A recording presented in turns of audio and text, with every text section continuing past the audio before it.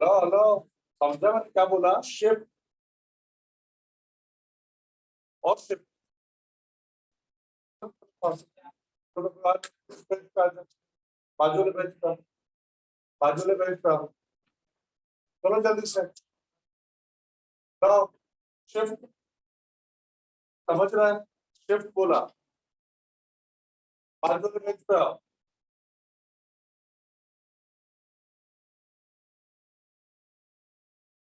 Start करें। So what is rotational motion? Rotational motion क्या बेटा? रोटेशनल सर्कुलर मोशन खत्म किया था ना वर्टिकल पार्ट, वो सब हो गया था, टेबल वगैरह सब बना के हो गया था। ठीक है, तो आपको स्टार्ट करना रोटेशनल वाला पार्ट। मुझे कौन बताएगा रोटेशनल मोशन क्या है? What is rotational motion?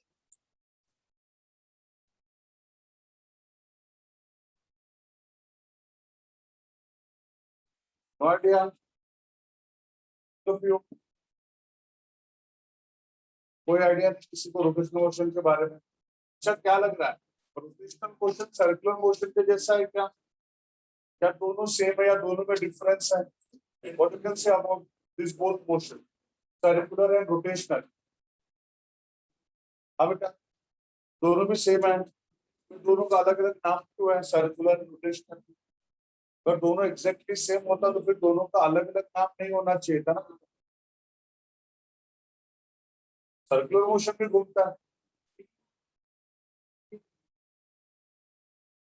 Okay, सी, हम सब ऐसा बोल सकते हैं when all small masses of a body are performing circular motion। किसी भी एक बॉडी के सारे छोटे छोटे छोटे छोटे मासेस सर्कुलर मोशन परफॉर्म करते हैं इन सच अ वे दैट सारे सर्कुलर पाथ का सेंटर एक ही लाइन में होना चाहिए। उस मोशन को हम लोग बोलते हैं rotational motion. I repeat, when all small masses of a body are performing circular motion,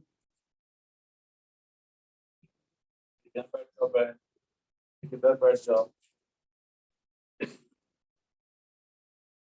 ठीक है? तो मैंने क्या बोला?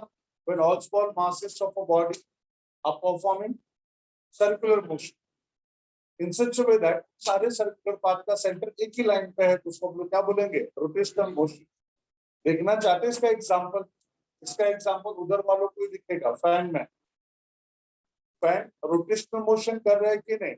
उसमें n number of circular motion हो रहा है। ऑनलाइन वालों चाहिए तो जो ऊपर फैन घूम रहा है ना, आपके ऊपर सीलिंग फैन जो घूम रहा है, उस फैन को ध्यान से देखो। आपको उस फैन में बहुत सारे सर्कुलर मोशन दिखाई देंगे, बहुत सारे सर्कल दिखाई देंगे। मींस इन शॉर्ट हम लोग क्या बोल सकते हैं? What is rotational motion? Rotational motion is nothing but just collection of n number of circular motion. उसमें n number of circular motion है। सब लोग जरा अपने अपने फैन में देखो, ऑनलाइन मेरे को इधर दिखा था सर्कल दिख रहा है। यूज करते हैं दिख रहा है क्या? देखो सर्कल पर इसको दिख रहा है, यहाँ पे वाइट कलर दिख रहा है, ऑलरेडी फैन पे है। ऐसे कितने सारे सर्कुलर पॉसिबल है, बहुत सारे सर्कुलर पाथ है, और उन सारे सर्कुलर पाथ का सेंटर कहाँ पे? एक ही लाइन पे। वो कौन सा लाइन बेटा पता है? जहाँ से एक्सिस ऑफ रोटेशन पास हो रहा है, एक्सिस ऑफ रोटेशन इसके रिस्पेक्ट में और ऐसे ऐसे रोटेट हो रहा है। तो जितने भी स्मॉल मासेस हैं सर्कुलर सच वे दैट उन सारे सर्कुलर पाथ का सेंटर एक ही लाइन में उसको याद रहेगा सबको? याद रहेगा? कमर, राइट समर, हेलो हेलो, सुन मेरी बात, ये पॉइंट समझे मैंने क्या बोला? तो उसमें स्केल देना बेटा, स्केल दो।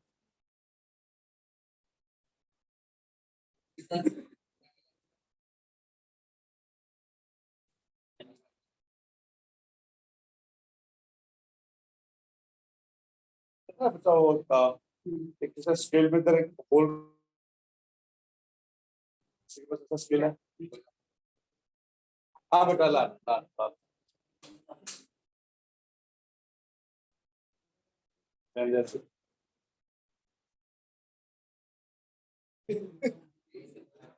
Ever tried it?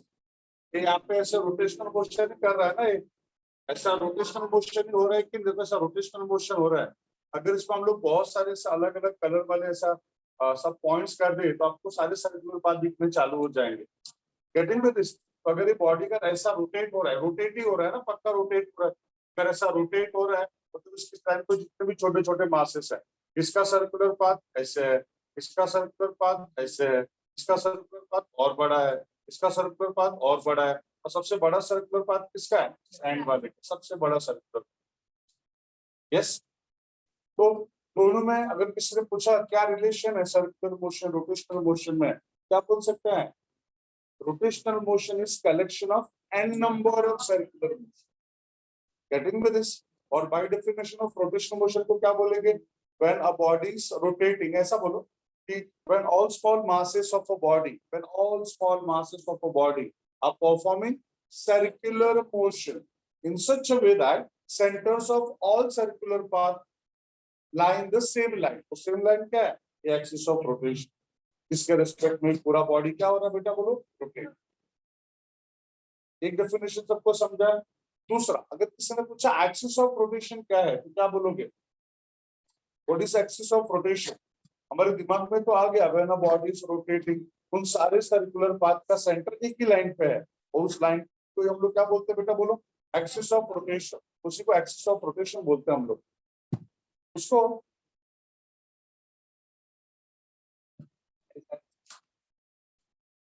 तो दूर मत, ठीक है। अभी एक्सिस ऑफ रोटेशन को कैसे डिफाइन कर सकते हैं? एक्सिस ऑफ रोटेशन को कैसे डिफाइन कर सकते हैं?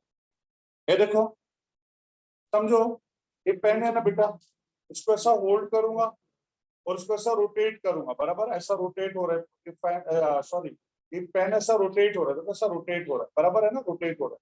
सब लोग चाहिए ना तो अपने पेन को और ऐसा रोटेट करके देखो।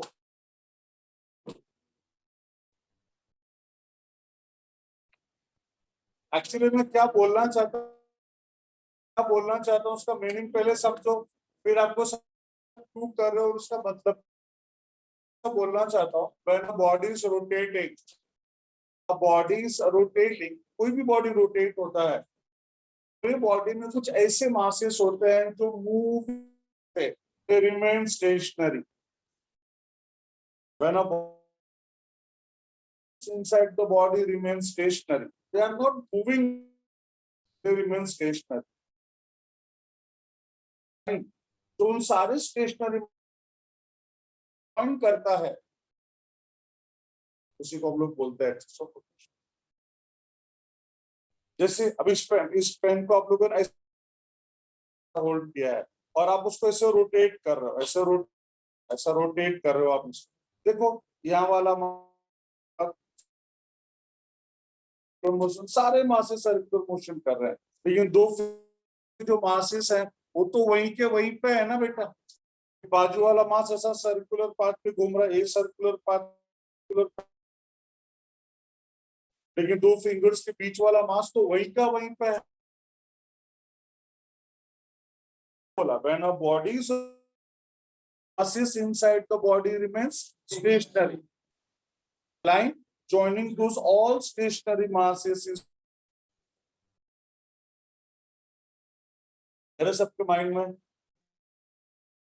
तीसरा एक इंपॉर्टेंट पॉइंट कहते हैं, अगर कोई भी स्केल दो, कोई भी बॉडी मोशन करता है या कोई भी रोटेटिंग बॉडी है, समझ बॉडी है था रोटेटिंग बॉडी, ऐसा रोटेट हो रहा है, लेकिन तो इस रोटेट एक लाइन ले लो लाइक दिस, बहुत मासेस हैं और वो सारे अलग अलग मासेस क्या बोलो सर्कुलर मोशन कर रहे हैं, तो बोलेंगे in a rotating body small masses in a line move constant speed but different speed. Linear speed पता है ना, बी, है ना ओमेगा, तो जितने भी मासेस हैं सबका एंगुलर, बट सबका लीनियर स्पीड अलग अलग है, सबका अलग अलग है। कुछ इस पे डाउट कैसा होगा, सबका लीनियर स्पीड अलग अलग और का सेम होगा, ऐसा कैसा पॉसिबल है? ऐसा है, देख सब समझने का जरा कोशिश करो।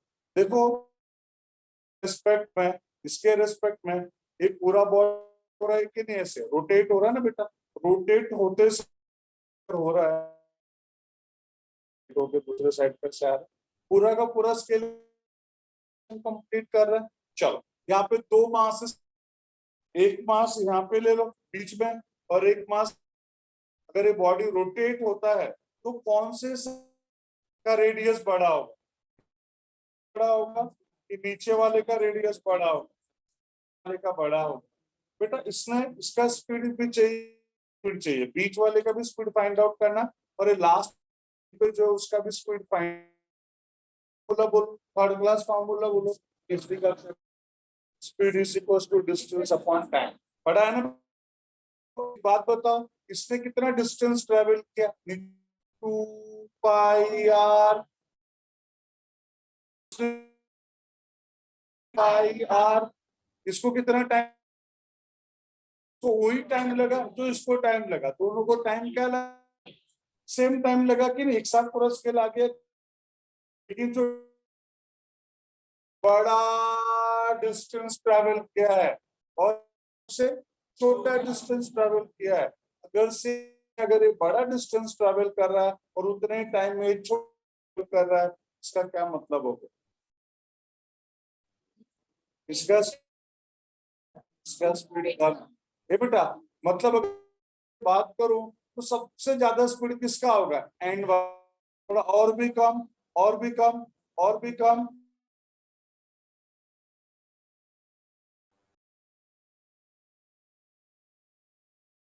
पॉइंट समझे बेटा, कम कम कम, और यहाँ पे पहुंचेंगे तो यहाँ का स्पीड 0 हो गया कि नहीं, बात सबको समझा बेटा? सबका लीनियर स्पीड क्या है, अलग अलग है, बट एंगुलर क्या है बेटा, बोलो सेम, सबका एंगुलर स्पीड से, सॉरी लीनियर स्पीड सबका अलग अलग, एंगुलर स्पीड से सेम, कैसा अभी तक मैंने बताया नहीं। दोनों मासेस को फिर से कंसिडर करो, ए वाला और एक लास्ट, ये दो मासेस हैं, बराबर है, अपना अपना सर्कल कंप्लीट कर रहे हैं, तो एंगुलर बोलो ओमेगा इक्वल्स टू क्या होता है, theta by d, omega formula omega equals to theta by t, इसका भी फार्मूला थीटा बाई टी। बेटा अगर इसने एक रिवोल्यूशन कम तो भले ही बड़ा सर्कल है और 360 डिग्री, और क्या लगा सेम, दोनों का एंगुलर स्पीड, डिस्टेंस भी सेम, टाइम भी सेम, मतलब दोनों का एंगुलर सेम। और बेटा वैसे यहाँ पे जितने भी मासेस है, सर्कल बना है, उससे बड़ा सबसे बड़ा, सारे सर्कल कंप्लीट करने पे एंगल तो 360 रहेगा, मतलब सबका एंगुलर स्पीड क्या है बोलो, लीनियर स्पीड क्या है, आया दिमाग में सबके, क्या आया है? एक चीज और क्या है, देखो इधर।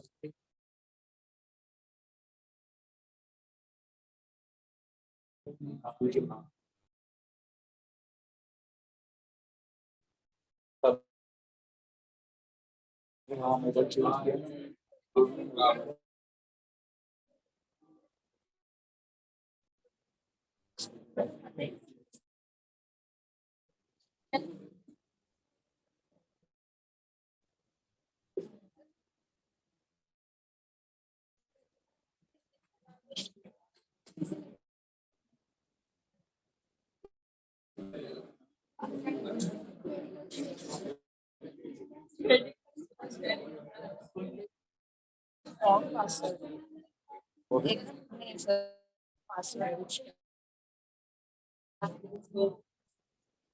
लो सब सुन रहे हो, पॉइंट सबको समझा है? ये तीनों का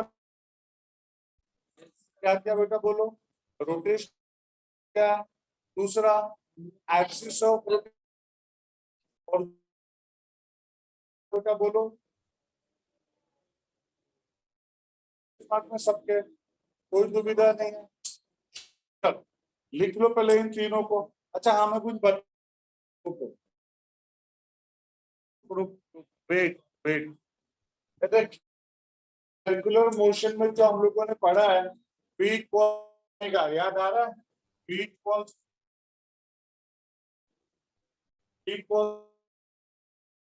का पी इक्वल्स आर ओमेगा का क्या बेटा बोल? आर सबका अलग अलग होगा कि नहीं? ये बेटा ऐसा रोटेट हो रहा है, ऐसा रोटेट, तो सबके मासेस क्या है? मासेस सब अलग अलग है सबके, क्या है? सेट। देखिए लीनियस अलग है क्योंकि सबका देख रेडियस अलग अलग, अलग अलग क्या हो जाएगा?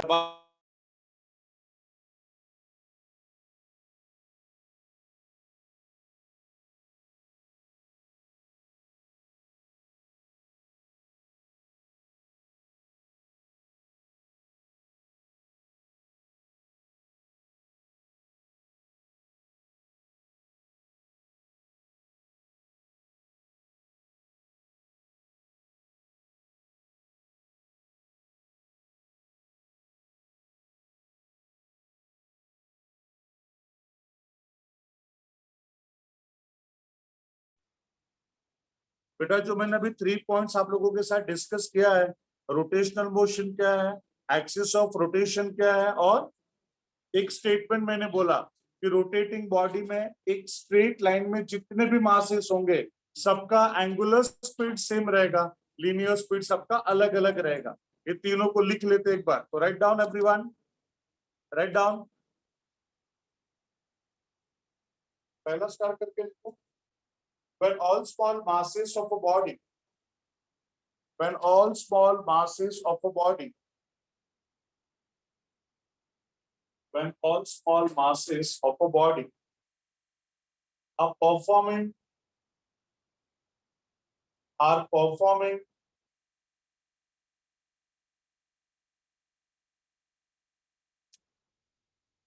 when all small masses of the body circular motion, are performing circular motion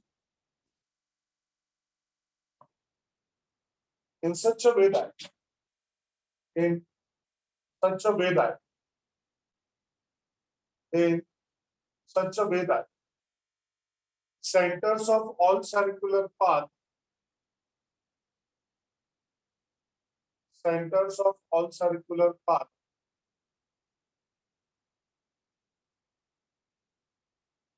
lie in the same line, lie in the same line. क्या बेटा बोलो? ऐसा बोला, when all small masses of a body are performing circular motion such a way that centers of all circular path lie in the same line. बेटा bracket में लिख लो axis of rotation, वो line क्या है? Axis of rotation, that line is axis of rotation. Then bracket close, then motion of the body is said to be rotational motion. That motion of the body is said to be rotational motion. Then motion of the body is said to be rotational motion.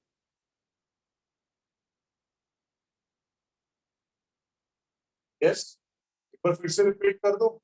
When all small masses of a body are performing circular motion in such a way that centers of all circular path lie in the same line, axis of rotation, then motion of the body is said to be rotational motion. Clear बेटा? चलो second one write down, second वाला लिखो, second star. when a body is rotating, when a body is rotating, when a body is rotating, few masses inside the body, few masses inside the body, few masses inside the body remains stationary. Few masses inside the body remains stationary. Few masses inside the body remains stationary. Full stop, continue. A line joining these all stationary masses. A line joining these all stationary masses.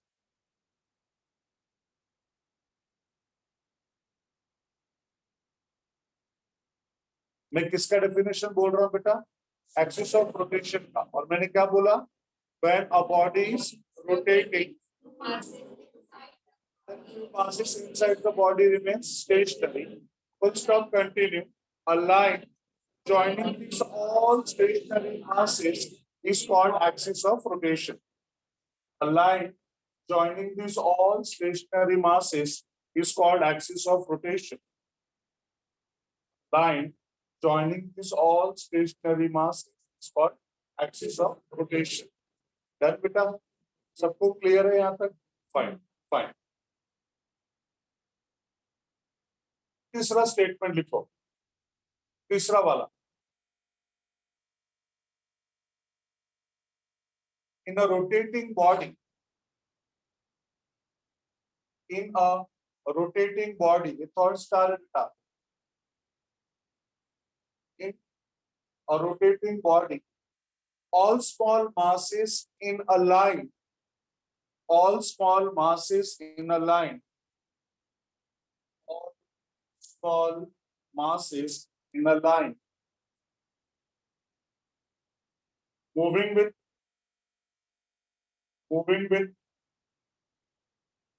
constant angular speed,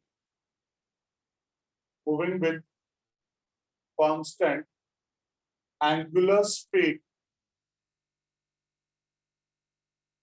but different linear speed, but a different linear speed. सबका angular speed क्या रहेगा? Same, but linear speed सबका क्या रहेगा? यहाँ तक किसी कुछ डाउट है क्या? नहीं, पक्का सबको समझा है? क्या जो तीनों स्टेटमेंट जो मैंने बोला है, इसका मीनिंग भी आपको समझ में आ गया? कोई डाउट नहीं है. अब यहाँ पे कॉन्सेप्ट मुझे पढ़ाना है सेंटर ऑफ मास का, जो आप लोगों ने 11th स्टैंडर्ड में पढ़ा होगा. लॉज ऑफ मोशन में पढ़ा है, अच्छी बात है. नहीं पढ़ा है और भी अच्छी बात है, अभी पढ़ाने जा रहा हूँ. Getting with this. तो सेंटर ऑफ मास एक बहुत इंपॉर्टेंट कॉन्सेप्ट है बेटा. इसको जरा एक बार समझेंगे तो ही आगे हमको समझ में आएगा सेंटर ऑफ मास के बारे में. तो क्या बेटा सेंटर ऑफ मास, कुछ आइडिया है किसी को? सेंटर ऑफ मास क्या होता है? Any idea about it? Centre of मास. अच्छा जाने दे, तुमको सोचो. उसके लिए कुछ मटेरियल दे देता हूं ताकि आप सोचो तो सही उसके बारे में. लिखो centre of mass.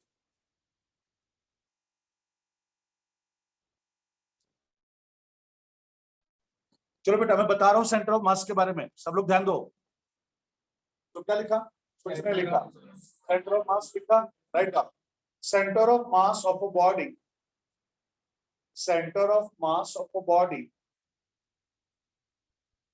center of mass of a body is a point at which center of mass of a body is a point at which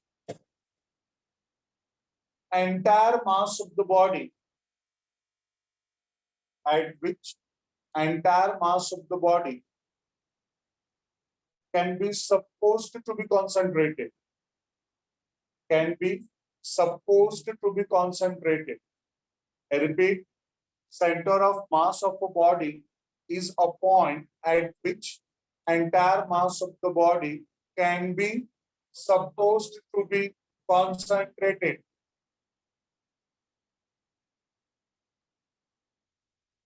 in accordance with Newton's law of motion, in accordance with Newton's law of motion, in accordance with, according बोलते हैं ना बेटा वैसा, in accordance with Newton's law of motion. बराबर है? एक बात बताओ, अब इस डेफिनेशन के हिसाब से क्या बोल रहे हैं? पूरे बॉडी का मास एक ही पॉइंट पे रहता है। ये सही लग रहा है क्या? आपको लग रहा है बेटा हमारे पूरे बॉडी का मास एक ही जगह पे और बाकी का पूरा बॉडी फोकल है, पोकला है? बोलो ऐसा है क्या? हमारे बॉडी के मासेस तो सब जगह पे है ना, तो इसका इनके बोलने का क्या मतलब है कि पूरे बॉडी का मास एक ही पॉइंट पे है और बाकी का पूरा बॉडी? नहीं हो सकता ना ऐसा। फिर इसके पीछे बोलने का रीजन क्या है और ऐसा क्यों बोल रहा है? In accordance with Newton's law of motion. अब वो बोलो बोलो बोलो, सही बोलो सही बोलो।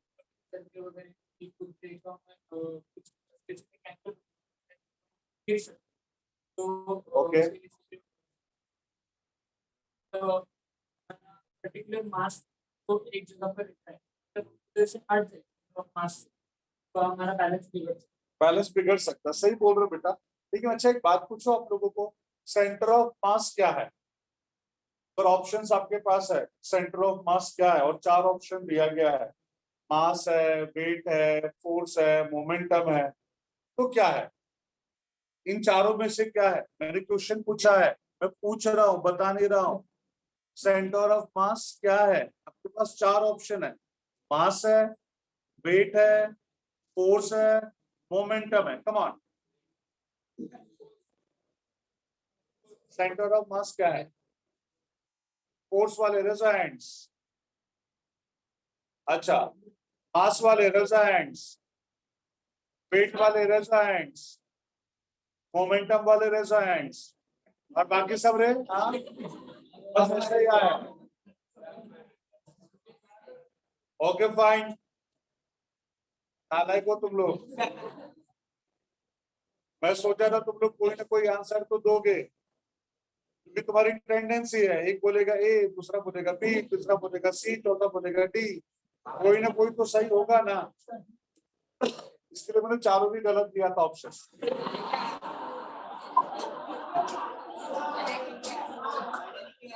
ओके बस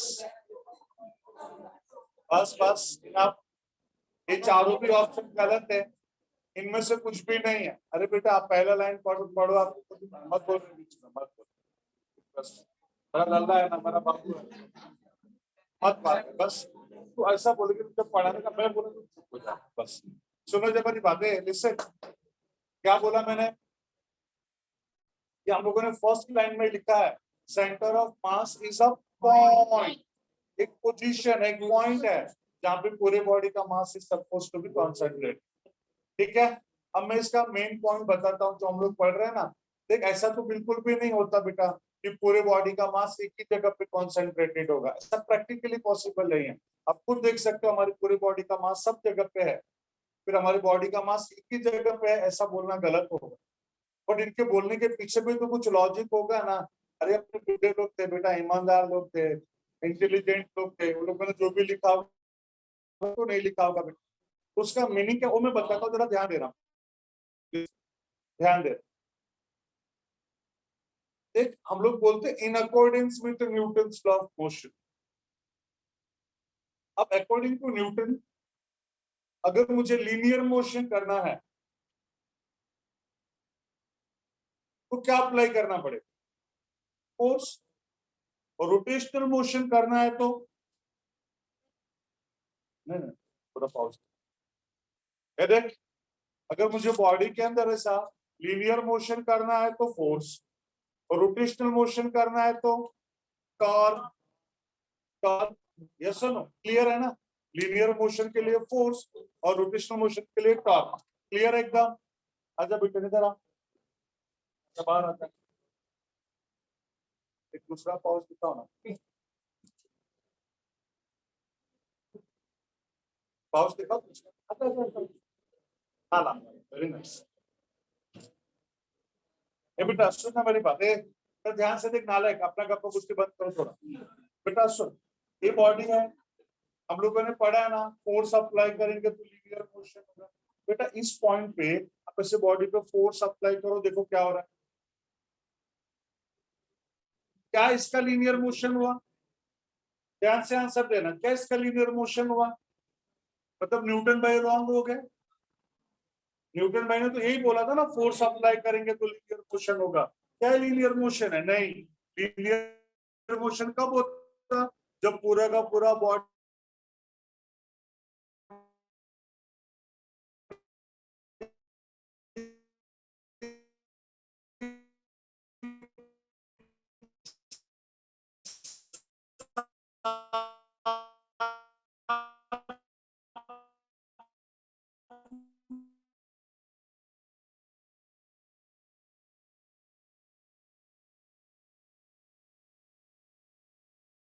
फोर्स अप्लाई करेंगे तो लीनियर होना चाहिए। बाकी सारी जगह पे तो ऐसा नहीं हुआ ना, बट इस जगह पे फोर्स अप्लाई किया तो लीनियर मोशन हुआ। इसके लिए उसको बोलेंगे in accordance with Newton's law of motion. तो ऐसा नहीं कि पूरे बॉडी का मास एक ही जगह पे है, तो जो न्यूटन का फंडा है कि फोर्स अप्लाई करके तो लीनियर मोशन होगा, वो कहाँ पे होगा? सिर्फ centre of mass.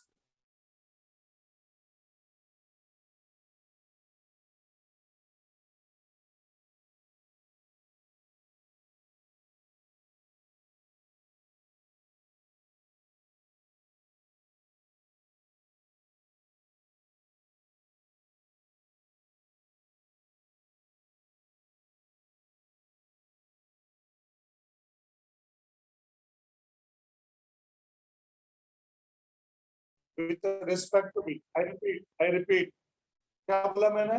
Centre of mass of a body is a point with respect to which entire mass of the body, with respect to which entire mass of the body is considered to be zero. With respect to which entire mass of the body is considered to be zero. Is considered to be zero. Yes? कोई दुविधा यहाँ तक? पक्का नहीं है? चल हमारी बात सुनो जरा ध्यान से। अब इसका मीनिंग, सर उसके रिस्पेक्ट में पूरे बॉडी का मास जीरो हो जाता है? हाँ हो जाता है। बेटा WT वाले को देखे हो? अरे इधर आ, WT वाले को देखो, WT वाले को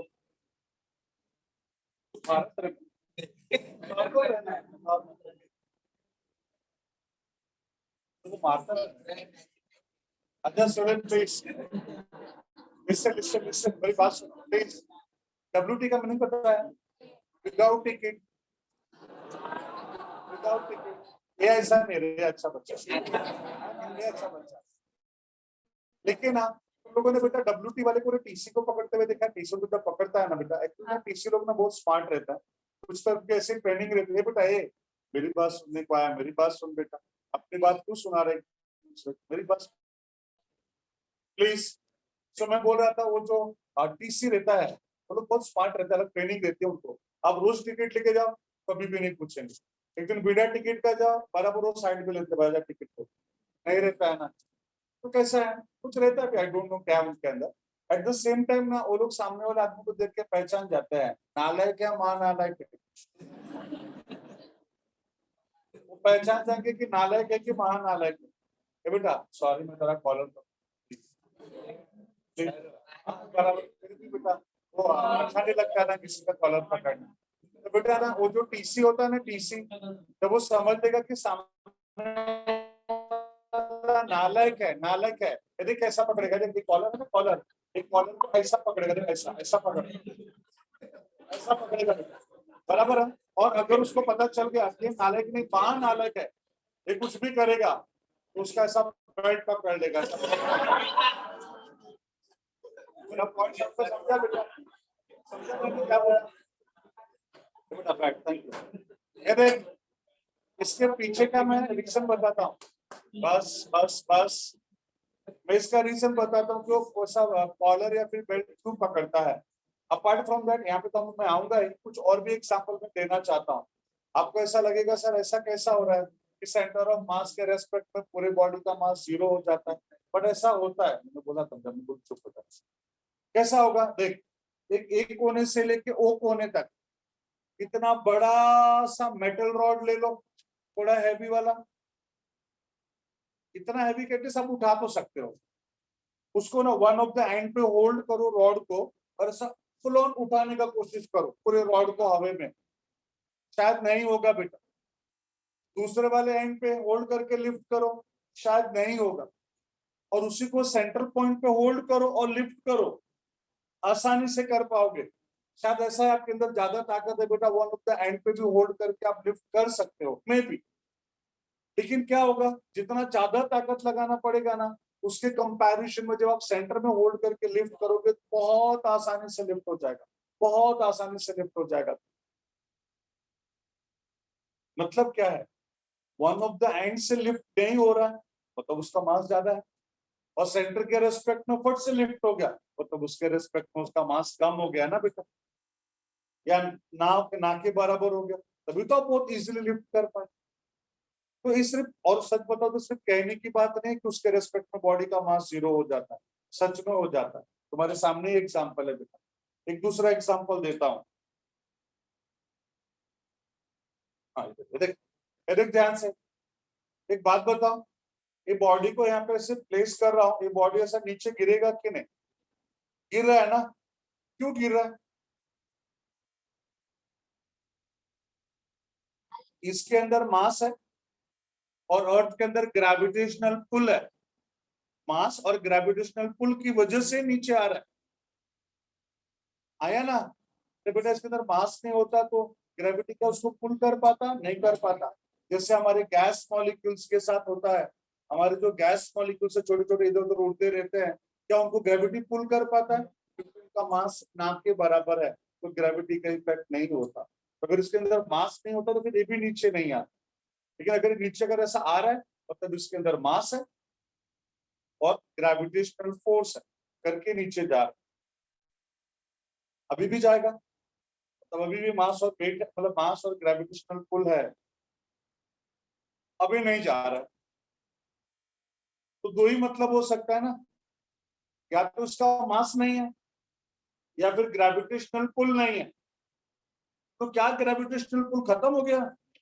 वो है, इसका मतलब है ना इसका मास खत्म हो गया। और वो कौन सा पॉइंट है? सेंटर का पॉइंट। तो सेंटर के रेस्पेक्ट में उसका मास 0 हो गया, सब बोल सकते हैं ना। एकदम फ्रेंकली स्पीकिंग हुआ क्या है, इधर वाला जो वेट है ना, इधर वाला वेट इसको कैसा घुमाना चाहता है? ऐसे। और उधर वाला वेट कैसा घुमाना चाहता है? ऐसे घुमाना चाहता है। पर सेंटर के रेस्पेक्ट में इधर का फोर्स और इधर का फोर्स इक्वल हो गया, दोनों ने एक दूसरे को बैलेंस कर लिया और बीच में ही हैंग हो गया, ना इधर जाएगा ना इधर जाएगा। पॉइंट समझा बेटा? लेकिन दूसरे सेंटेंस में मैं ऐसा बोल क्यों सकता हूं ना कि सेंटर के रेस्पेक्ट में इसका मास 0 हो गया, इसके लिए नीचे नहीं आ रहा है। मैं ऐसा बोल तो सकता हूँ ना। पॉइंट समझ रहे बेटा? तो सिर्फ कहने की बात नहीं होती, रियल में भी ऐसा होता है। हाँ, आप लोगों ने सुल्तान मूवी देखा है? पक्का सुल्तान मूवी देखा है सब लोगों ने? अच्छा सुनो मेरी बात, अगर आप लोगों ने खलीद द ग्रेट को देखा है? खलीद द ग्रेट, अगर आपको किसी ने बोला खलीद द ग्रेट को उठा, खलीद द ग्रेट को उठा के रिंग के बाहर फेंको, फेंक पाओगे? 100% फेंक पाओगे, 100% फेंक पाओगे बेटा उसको। हाँ, अगर तुम सोचो कि उसका हाथ या पैर पकड़ के फेंकने को जाओगे तुम खुद ही फेंका जाओगे, तो 10 से मस भी नहीं होगा। और तुम उसको सच में फेंकना चाहते हो ना बेटा, उसका ऐसा कमर पकड़ और उठा के फेंक दे, तुम आराम से फेंक पाओगे। इसका मैं एग्जाम्पल बोलता हूँ, इसका मैं एग्जाम्पल बोलता हूँ बेटा। आप लोगों ने सुल्तान मूवी देखा? उसमें देखिए कैसा पॉइंट आता है कि वो नेशनल चैंपियन बनने के लिए किसी बहुत जाइंट पहलवान के साथ, रेसलर के साथ वो फाइट करता है। उसमें ऐसा दिखाया है ना कि अभी अपना सलमान भाई बटुकनाथ है, रेसलर बहुत ऐसा जाइंट था, हैवी था बहुत। वो उसको उसने ऐसा नीचे से पकड़ के रखा था उसको, सलमान भाई उसको उठा के फेंकने का कोशिश भी की 1-2 बार, लेकिन वो कुछ नहीं कर पाए। फिर एक ब्रेक हुआ, ब्रेक में उनको दिमाग में आता है, कुछ ट्रिक आता है, बेटा पता है ना, सब जाते हैं पीछे से घूम के उसका कमर पकड़ के उठा के फेंक देते। वही पहले फेंक पा रहे थे क्या, और अब कमर के रिस्पेक्ट में उसका मास क्या हो गया, 0, उठा के फेंक दिया। मेरा बात समझा? समझा बेटा? हमारे पूरे बॉडी का सेंटर किधर है? ये वाला हमारे बॉडी का सेंटर, मतलब सेंट्रल पॉइंट बोल सकते हैं। This portion is central part of our body. हमारे पूरे बॉडी का मास किधर कॉन्सेंट्रेट होगा? सेंट्रल पार्ट पे। और इसके रिस्पेक्ट में हमारी पूरी बॉडी का मास क्या हो जाता है? 0। इसके लिए बेटा वो कमर पकड़ के उठा के फेंक देते। मेरा पॉइंट सबको समझा? तो तुम सच में अगर खाली ग्रेड को उठा के फेंकना चाहते हो, फिर क्या है, कमर पकड़ो, उठा के फेंक दो। मेरा पॉइंट समझा बेटा? दूसरी बात चलिए, आप लोगों ने देखा होगा ये जो रियलिटी शोज वगैरह आते हैं, dance India, got talent, Nach Baliye, सब आता था ना। अभी शायद नहीं आ रहा है, कोविड में नहीं आ रहा है बेटा। उसमें आप लोगों ने देखा होगा, कोई एक डांसर अपने पार्टनर को लिफ्ट करना चाहता है, उसका कमर पकड़ता है, लिफ्ट करता है बेटा। उसको बोलो उसका हाथ पकड़ के लिफ्ट कर पाएगा क्या? नहीं कर पाएगा बेटा। कमर पकड़ के क्यों लिफ्ट कर पाते हैं? बिकॉज उसके रेस्पेक्ट में उसके बॉडी का मास क्या हो जाता है? 0। मेरा पॉइंट सबको समझा है? पक्का सबको समझा है? क्लियर है? आ रहे हैं सब दिमाग में? आ रहे हैं सारे एग्जांपल्स? एक और पॉइंट, वो जो मैं टीसी वाला बोल रहा था, वो समझ जाते बेटा सामने वाले को देख के वो कैसा है कर। देख, कॉलर पकड़ना तो एक साइकोलॉजिकल इफेक्ट। इसका मैंने कॉलर पकड़ने से पहले इसको सॉरी बोला, भले नालायक है ना, लेकिन कैसा है पॉइंट, कैसा होता है ना, कोई हमारा कॉलर पकड़ेगा, बड़ा एम्बैरेसिंग फील होता है, बड़ा ऑकवर्ड सिचुएशन होता है। इसके लिए जानबूझ को लोग कॉलर पकड़ते हैं। भाई तूने गलती तो की है, उसने कॉलर पकड़ा तो क्या गलती किया? तो कॉलर इसलिए पकड़ते हैं ना कि सामने वाले का मोरल डाउन हो जाए, वो रिएक्ट नहीं कर पाए। इसके लिए वो साइकोलॉजिकल इफेक्ट है उसका कॉलर पकड़ना। लेकिन जब उसको पता चल जाता है कि निर्लज्ज है, कुछ भी करेगा, तब बेटा वो लोग ऐसा बेल्ट पकड़, भाई ये भाग भी सकता है ना, छुड़ा के भाग भी सकते हैं, इसके लिए लोग बेल्ट पकड़ लेते हैं। बेल्ट पकड़ लिया फिर आदमी कुछ नहीं कर सकता, इसलिए नहीं कि कुछ और इफेक्ट हो, उसका पैंट निकल जाएगा, ऐसा कुछ नहीं। ऐसा कुछ नहीं है। उसका इफेक्ट ये है ना बेटा, मेरी बात सुन जरा ध्यान से। अगर किसी ने तुम्हारा सा हाथ पकड़ा है, तुम्हारा पूरे बॉडी का मास तुम्हारे फेवर में है, तुम तुम्हारे बॉडी पर सब फोर्स अप्लाई करोगे, छुड़ा के भाग सकते हो। बट अगर किसी ने तुम्हारा बेल्ट पकड़ लिया ना बेटा, तुम अपने ही बॉडी पे फोर्स अप्लाई नहीं कर सकते हो। क्यों? तुम्हारी बॉडी पे मास ही नहीं है ना। एक एग्जांपल देके बताता हूँ बेटा। किसी के अंदर बहुत ताकत है, उसको सब पुश कर सकता है, इतनी ताकत है उसके अंदर, तो बेटा उसको पुश भी कर सकते। बट अगर सामने से कुछ मास ही नहीं है, तो फोर्स अप्लाई कर पाएगा क्या? तो अगर किसी ने हमारा कमर पकड़ लिया, तो उसके रेस्पेक्ट में हमारी बॉडी का मास क्या हो जाता है? 0। हम अपने ही बॉडी पे फिर ताकत अप्लाई नहीं कर पाते। मेरा बात सबको समझा बेटा? वो लोग बेल्ट क्यों पकड़ते हैं? मेरा बात सबको समझा है? क्लियर है सबको? बेटा मैं अपने करियर के स्टार्टिंग में जब मेरा ग्रेजुएशन खत्म हुआ था, तभी मैं इंडियन एयरफोर्स में था। इंडियन एयरफोर्स में आफ्टर ट्रेनिंग फिर मैं उसको कंटिन्यू नहीं किया, सिचुएशंस थोड़े ऑकवर्ड थे वहां पे। मतलब कैसा था ना, भाई मैं मेरा काम सब परफेक्ट करूंगा। पता है ना हमारे डिफेंस का 2 रूल है, क्या बोलो? 2 रूल्स क्या है, 2 मोटो क्या है हमारे हमारे इसका डिफेंस का? Discipline and unity. Discipline and unity, ये 2 चीजें होनी चाहिए। यूनिटी मतलब अगर किसी ने गलत भी कर दिया ना बंदे ने, हमको अगर बोलना सही है मतलब सही है, फिर खत्म। मेरी बात समझ पाते हो? डिसिप्लिन और यूनिट, ये 2 चीजें रहती थी। तो हम लोग ना ऐसा एक्चुअली ना, मेरे को बाद में ऐसा लगा कि तो सही भी था। कैसा होता है ना बेटा, हम लोग में से अगर किसी ने गलती किया, सजा सबको मिली। और लोग जो ऑफिसर्स वगैरह रहते हैं, वो बिगर गाली का बात नहीं करते। मेरे को हर्ट होता था यार, जब मैं सब बराबर काम कर रहा हूँ, दूसरे की वजह समय का तो ऐसा किसने का उनके बीच में। तो बाद में मेरे को ऐसा लगा नहीं यार, वो बराबर है ना, यूनिटी लगना भी चाहिए ना, सबका एक यूनिटी। और दूसरी बात बेटा, वो लोग ना वो 1 साल के अंदर ना आदमी को ऐसा बना देते हैं ना, वो आदमी किसी भी सिचुएशन में सरवाइव कर सकता है। इतना सॉलिड बना देते हैं आदमी को, उनका ट्रेनिंग रहता है। मतलब रगड़ा तो ऐसा देते हैं ना बेटा, तुमको खड़े खड़े चक्कर आ जाएंगे। वो ना ऐसा, मतलब हम लोग कश्मीर साइड पे है, उनका पनिशमेंट कैसा रहेगा पता है? 5 मिनट में तेरे बॉडी में से पसीना आना चाहिए। कैसे आएगा तो क्या करेगा बेटा बोल? अभी सोचो कश्मीर साइड में पसीना आएगा क्या बॉडी से? तुमको कितना एक्सरसाइज करना पड़ेगा तब जाके पसीना आएगा। मेरा पॉइंट सबको समझ पा रहा है मैं क्या बोल रहा हूँ? तो ऐसे उनके पनिशमेंट रहेंगे। ऐसे दिन में खड़े हैं पूरे रोड पे, वो कैसा कंक्रीट वाला रोड रहता है, उसके उस पे चलवाते बेटा, इस पे चलो, मेरे को लग रहा है 100 मीटर 200 मीटर ऐसे चलवा देते हो बेटा। ऐसा आदमी खड़ा ना, खड़े खड़े उसको चक्कर आ जाएगा, गिर जाएगा। तो ऐसा बोला जाता था कि अगर तुमको ऐसा लग रहा है ना किसी बंदे को ऐसा चक्कर आ रहा, अनकॉन्शियस हो रहा है ना, पता ना, सब मोटे मोटे बेल्ट पहनते हैं सब, तो उसका बेल्ट पकड़ लो बेटा, उसका बेल्ट पकड़ के तुम उसको बैलेंस कर सकते हो।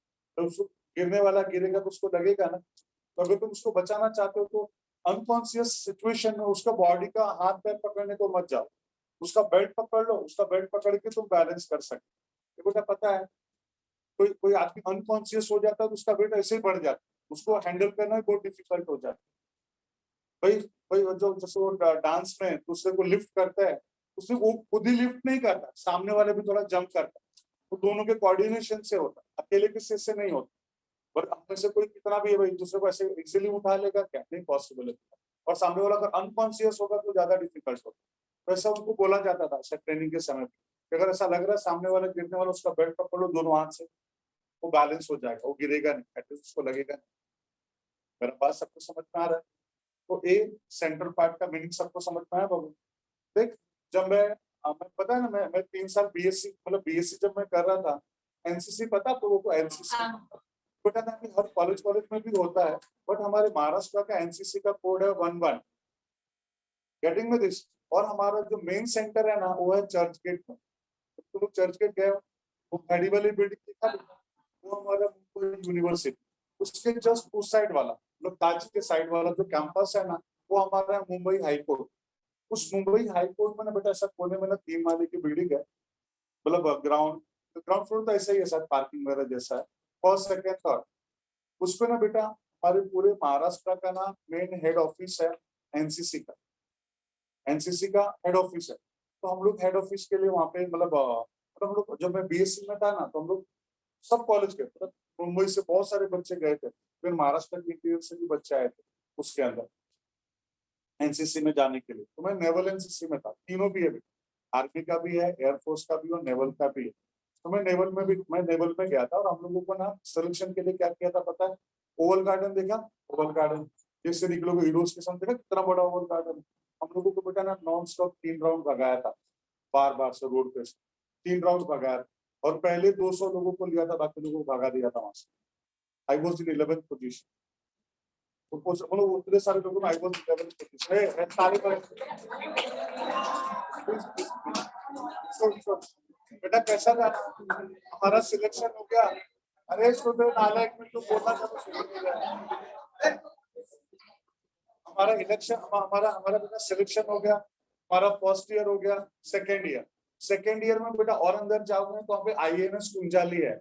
पहले वो तो बहुत बड़ा अश्विनी हॉस्पिटल है, मतलब उसको बहुत बड़ा हॉस्पिटल है, तो और अंदर जाओगे तो आईएनएस कुंजाली करके है, मतलब बोलते हैं ना ऐसा नेवल वालों का बेस पॉइंट है वहाँ। हम लोगों को वहां पे लेके जाते थे, हम लोगों को फायरिंग वगैरह सिखाते थे, तो ये सब वगैरह हो गया। फिर एक दिन लोगों ने क्या किया, हम लोगों को बिठाया बोट में, और अंदर अंदर अंदर अंदर ना पानी, वो गेट ऑफ इंडिया से और अंदर अंदर एकदम पानी में लेके चले गए, एकदम अंदर लेके गए। आजू बाजू सब दूर दिख रहा था, हमारा गेट ऑफ इंडिया बहुत दूर दूर दिख रहा है। वो पानी में जाके बोलते जंप, अरे वो पानी को देख के तंगड़ी हिलेगी, कैसा आदमी कूदेगा उसके अंदर? सीधी सी बात है। हाँ तो अरे नहीं, मेरे को स्विमिंग भी नहीं आता था, तो भी वो सब लोग, अभी सबको स्विमिंग आता था, सब लोग कूद गए, मैं अब अकेला खड़ा हूँ वहां पे, तो वो स्विमिंग नहीं आ रही थी। तो पता ना, वो लोग बिगड़ गाली का बात नहीं करते, पहले गाली भी दीजिए, क्या करे, jump. Sir sorry sir, I don't know swimming sir. I said jump idiot. Sir I don't know swimming sir. अरे पानी देख के डर लगे यार, तो रोने जैसा में हो गया। सर सर पहले तो बहुत सारा गाली दिया, प्रवचन दिया, गो सिट। अब मैं जैसे ही घुमा ना बेटा, ऐसा ऐसा घुमाना उधर जाने के लिए, ये जो मेरे लात मारा तो सीधा पानी के अंदर। पॉइंट समझा बेटा कैसा था? सी कैसा ना, जैसे मैं घुमा ना बेटा, सेफ्टी रोप रहता, सेफ्टी रोप, एक लात मारा मैं सीधा पानी के अंदर। मतलब क्या हो गया ना, मेरा डर निकला। तो ठीक है ना, वही ऑफिसर क्वालिटी वही होती है ना, फिर कुछ पता है, डर निकाल दिया उन्होंने। जो मैं पानी के अंदर गया, बोला बस आज टाटा बाय बाय। फिर ऐसा लगा कोई खींच रहा है करके, मतलब कैसा था पता है, वो सेफ्टी रोप लगा के लात मारे थे ना। तो पॉइंट कैसा है बेटा, अभी तो मैं बहुत अच्छा स्विमिंग करता हूँ, तो लोग कोई पिकनिक चलेंगे अपन, उनको बताएंगे चलेंगे, देखते हैं अभी जैसा खत्म हो गया खत्म ना। मेरे को याद है मैं जितनी बार भी ना वाटर किंगडम या इमेज का, हम लोग यहाँ से इमेज का 2-3 बार गए, 2-3 बार, पता ना वेव पूल रहता है, वेव पूल, वो वेव पूल स्टार्ट होता है ना, मतलब I can hold my breath for 1.5 minute तक मैं अपना ब्रीथ को कंट्रोल कर सकता हूँ। तो मैं ऐसा पानी के ऊपर ना ऐसा पूरा फ्लोट हो जाता हूँ, अभी इतना बड़ा बॉडी है, ऐसा पानी के ऊपर रहेंगे तो पता ना ऐसा वेव होता है ना, वेव, वो वेव के साथ हमारा बॉडी में भी ऐसे वेव्स आने लगते हैं, वाइब्स आने लगते हैं। तो मैं अभी 1 मिनट तक ऐसे कोई पड़ा रहेगा तो सामने वाले को डाउट अगर गया क्या, मतलब मेरे को आ रहा है जितनी बार मैं गया हूँ ना इमेजिका में, मेरे को आके बोलता है अरे भाई ये मैं जिंदा हूँ भाई,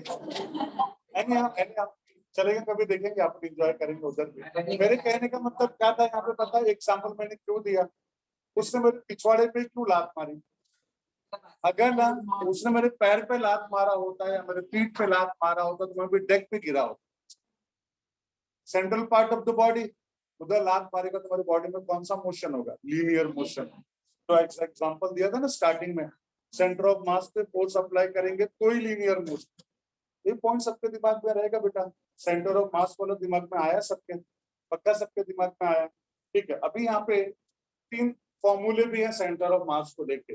एक और बात बता दो बेटा, एनसीईआरटी सिलेबस को अगर आप देखोगे, एनसीईआरटी सिलेबस को, उसमें सेंटर ऑफ मास का एक अलग सा पार्ट ही है, उसमें 3 तरह के फार्मूले उसमें से सम्स आते हैं बेटा, वो तीनों टाइप जरा समझने का कोशिश करो क्या है सेंटर ऑफ मास का, 3 अलग अलग फॉर्मूले क्या है।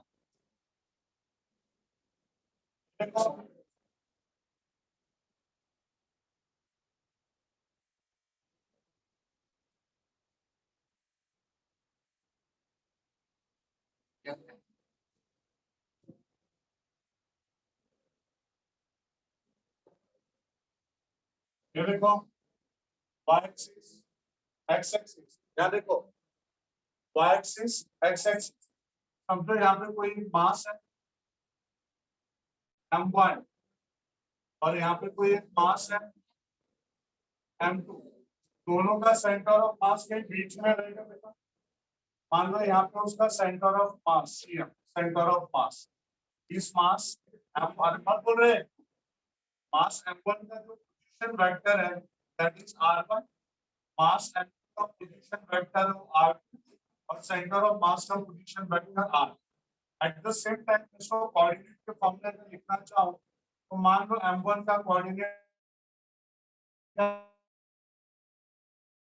x2 y2 और इसका कोऑर्डिनेट है x। यहाँ पे कुछ डाउट है किसी को? अगर सेंटर ऑफ मास का position vector, what is position vector of centre of mass, तो हमारा फार्मूला क्या होगा, r equals to m1 r1 m2 r2 1 plus m। समझो बेटा, पहला वाला मास प्लस दूसरा वाला मास का डिस्टेंस अपॉन दोनों का सम, ये हो गया पोजीशन वेक्टर के फॉर्म में। कोऑर्डिनेट के फॉर्म में पूछा तो सेंटर ऑफ मास का एक्स कोऑर्डिनेट क्या होगा, m1 x1 m2 x2, y coordinate क्या होगा m1 y1 2 y2 m1 plus m2। और मान लो z एक्सिस पे अगर हुआ तो फार्मूला क्या होगा, z axis m1 z1 m2 z2, याद रहेगा। तो 2 तरह के फार्मूले हो गए, मास और डिस्टेंस के फॉर्म में दिया ये वाला, मास और कोऑर्डिनेट्स के फॉर्म में दिया ये वाला फॉर्म। तीसरा सबसे इंपॉर्टेंट पार्ट, कभी कभी ऐसे 2 मासेस दिए कि भाई ये है मास m1 और ये वाला है मास m2 और दोनों के बीच का, दोनों मासेस के बीच का डिस्टेंस क्या है d। तो अब बताओ सेंटर ऑफ मास कहाँ पे होगा, where will be the centre of mass. क्या बोला बेटा, मेरे को नहीं पता रहेगा मैंने क्या बोला, क्योंकि तरफ ध्यान नहीं था, क्या मतलब पानी नहीं पी तो ध्यान नहीं सब, और वो पी रहा है ना, जाने देना, तरह यहाँ ध्यान देना, प्लीज ऐसा मत क्या करो, तुम्हारा नुकसान है। और बात करो, बोलता हूँ ये देख, दो मासेस है M1 और M2, दोनों के बीच का डिस्टेंस क्या है D। और लोगों ने हमसे पूछा है कि where will be the centre of mass, centre of mass कहाँ पे हो, सेंटर पे। बेटा सेंटर पे तब होता ना, सेंटर ऑफ मास सेंटर पे तब होता जब दोनों मासेस सेम होते, तो सेंटर पे होता। बट मासेस अलग अलग, एक का मास M1 एक का मास M2 है, अलग अलग मासेस है।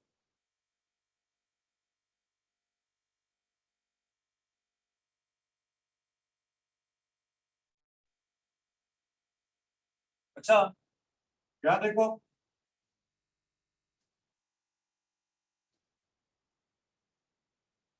इसका मैं प्रिंसिपल बताता हूँ क्या है।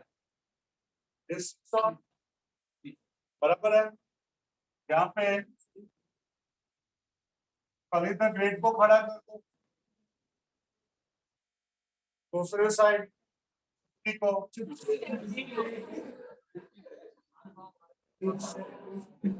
ये बेटा उड़ी जाएगी, आया ना, यहाँ से उड़ी जाएगी। और अगर हम चाहते हैं कि वो ना उड़े, अगर हम चाहते हैं कि वो ना उड़े यहाँ से, भाई अपनी है ना, खलीदा ग्रेड भी अपना देखा जाए तो अपने नेशन का प्राइड है, तो दोनों को हराने को नहीं मान। मतलब अगर वो बैलेंस हो जाए तो दोनों का सेल्फ रिस्पेक्ट रह जाएगा। तो ऐसा क्या करेंगे कि ये बैलेंस रह जाए, फलक्रम को इधर शिफ्ट करेंगे। सही सोच रहे हो बेटा, सही सोच रहे हो। और जो सोच रहे हो उसी को हम लोग बोलते हैं प्रिंसिपल ऑफ मूवमेंट। क्या बोलते हैं? Principle of movement. क्या है प्रिंसिपल ऑफ मूवमेंट? मान ले बेटा एक खलीदा ग्रेड लोड है, इसको बैलेंस करने के लिए यहाँ पे छोटा सा फोर्स है, फलक्रम से लोड के बीच का डिस्टेंस है लोड आर, और यहाँ से फोर्स का डिस्टेंस है फोर्स आर। समझा बेटा? फलक्रम से लोड का लोड आर, फलक्रम से फोर्स का फोर्स आर। अभी प्रिंसिपल ऑफ मोमेंट क्या कहता है? प्रिंसिपल ऑफ मोमेंट क्या कहता है बेटा? अगर लोड और उसका लोड आर, इन दोनों का प्रोडक्ट फोर्स और फोर्स आर्म के जितना हो गया, this into this should be equal to this into this. अगर इन दोनों का प्रोडक्ट इन दोनों का प्रोडक्ट का इक्वल हो गया ना बेटा, तो बॉडी क्या हो जाएगा? फिर बॉडी ऐसा भी नहीं जाएगा नहीं ऐसा भी नहीं जाएगा। इसको हम बोलते हैं प्रिंसिपल ऑफ मूवमेंट। आप ऐसे कुछ सोच रहे थे आप लोग कि भाई ये लोड बहुत ज्यादा है, उसके कंपैरिजन में फोर्स बहुत कम है, हम इंस्टेंट ना तो लोड को कुछ कर सकते हैं ना फोर्स को कुछ कर सकते हैं, दोनों में कुछ चेंजेस कर नहीं सकते। फिर भी अगर हम इसको बैलेंस करना चाहते हैं तो हम क्या कर सकते हैं? भाई लोड ज्यादा है तो उसका लोड हम कम कर दो, फोर्स कम है उसका फोर्स हम बढ़ा दो। और इस तरह से बेटा कि इन दोनों का प्रोडक्ट का इक्वल हो जाए तो बॉडी क्या हो जाएगा? बैलेंस। इसके लिए आप लोग सोच रहे थे ना फलक्रम को इधर से इधर शिफ्ट कर दो, इसका आर्म बढ़ जाएगा और दोनों बैलेंस हो जाएगा। बस इसी को हम बोलते हैं प्रिंसिपल ऑफ मोमेंट। इसी को हमको यहाँ पे यूज करना है।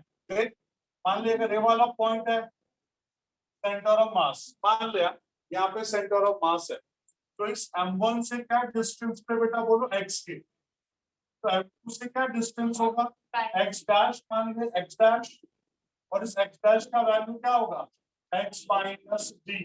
सुनो, यहाँ से अगर x है तो क्या हो जाएगा? x dash, that is x minus d। मेरा बात सबको समझा बेटा मैंने क्या बोला? देख अगर मुझे एग्जाम्स के लिए नहीं पढ़ना है तो सिर्फ एंट्रेंस एग्जाम के लिए पढ़ना है, तो शॉर्टकट फार्मूला बता दूं क्या हो।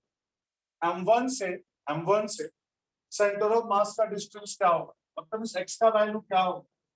तो M1 से अगर सेंटर ऑफ मास का डिस्टेंस चाहिए तो इसके सामने वाला मास M2, दोनों के बीच का distance d upon M1 plus M2। ये शॉर्टकट फार्मूला हो गया बेटा। अगर मुझे यहां से चाहिए तो M2 से डिस्टेंस चाहिए सेंटर ऑफ मास का, तो क्या करेंगे? x डैश इसके सामने वाला मास M1, दोनों का डिस्टेंस d M1 प्लस वो प्योर गेटिंग। अगर आपको जानना ही है कि नहीं ये कैसे आया करते शॉर्टकट फार्मूला है, हम लोग एंट्रेंस एग्जाम करके centre of mass find out कर लेंगे, लेकिन इसका सॉल्व कैसे करेंगे? तो ये वाला ही फंडा यूज होने वाला है। ये वाला मास क्या है M1, इसका डिस्टेंस क्या है x। ये वाला मास क्या है M2, इसका डिस्टेंस क्या है x माइनस b। ये हो गया M1x, M2x, M2d। यहाँ पे होगा M1x, इसको x x को पास में लेके आओ बेटा, इधर क्या हो जाएगा बोलो? तो क्या करेंगे हमको ना, ये तो x का वैल्यू चाहिए ना बेटा, तो x वाले पे पास में रखो। एक काम करेंगे इसको सुनना, ये माइनस वाले को इधर लेके आ जाए, b चाहिए ना हमको, और उसको उधर लेके जाओ, क्या हो जाएगा बेटा बोल? M2d इक्वल्स टू M2x, उधर लेके क्या हो जाएगा M1x। एक मिनट मैंने कुछ गलत लिखा है, b माइनस x, ये भी क्या हो जाएगा बेटा बोल? M2d M2x, तो M1x इधर आके क्या हो जाएगा plus M2x M2d, x common, M1 plus M2 M2d, x is equals to आ गया ना M2d M1 प्लस M2। उसी तरह से तुम x डैश का भी वैल्यू निकाल सकते हो। तो ये कैसे आया वो मैंने बता दिया, ये डायरेक्ट फार्मूला बता दिया, और इसके पीछे का प्रिंसिपल क्या है? तो प्रिंसिपल ऑफ मोमेंट। मेरा बात सबको समझे बेटा? कोई सेंटर ऑफ मास इस तरह से खत्म हो गया। सेंटर ऑफ मास में क्या क्या पढ़ा? पहले दो डेफिनेशन पढ़ा। कौन सा दो definition? With respect to the entire mass of the body zero, और इसके रिस्पेक्ट टू पूरे बॉडी का मास जीरो। पहला वाला क्या था? हाँ, और उसके बाद तीन फॉर्मूले, बस इतना है, बस इसको लिख लो सब कुछ।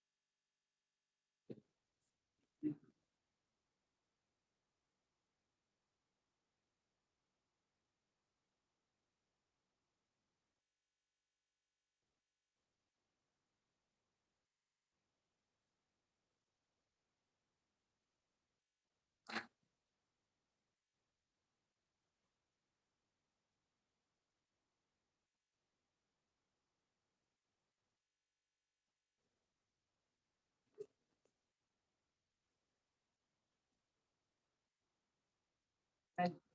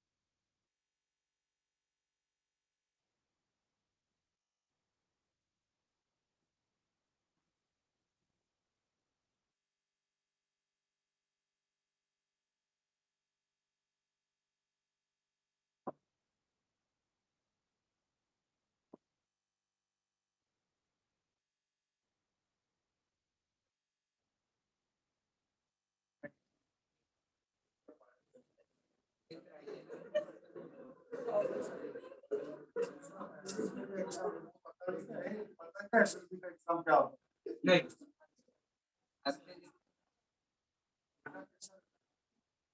की बात